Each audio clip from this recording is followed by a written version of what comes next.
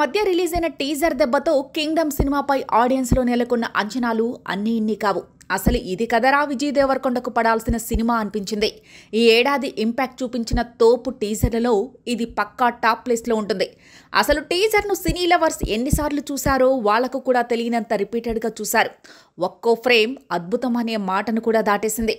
ఈసారి విజయ్ మామూలుగా కొట్టడని అనిపిస్తోంది. ఈ సినిమా జూలై 31న రిలీజ్ కాబోతోంది.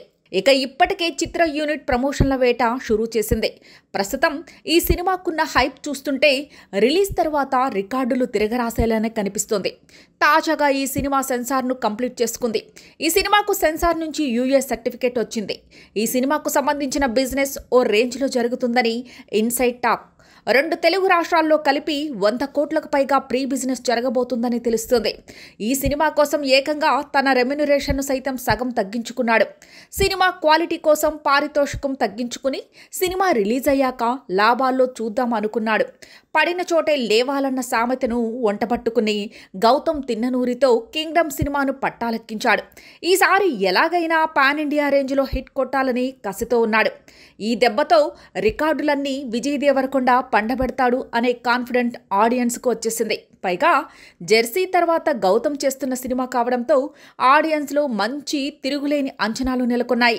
గ్యాంగ్స్టర్ బ్యాక్డ్రాప్లో ఈ సినిమా కథ సాగుతోంది.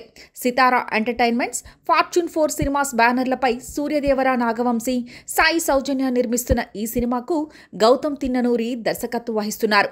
అనిరుద్ రవిచందర్ సంగీతం అందించగా గిరీష్ గంగాధరన్, జోమేట్, టీజాన్ సినిమాటోగ్రాఫర్లుగా చేస్తున్నారు. కింగ్డమ్ ఒక స్పై యాక్షన్ డ్రామా.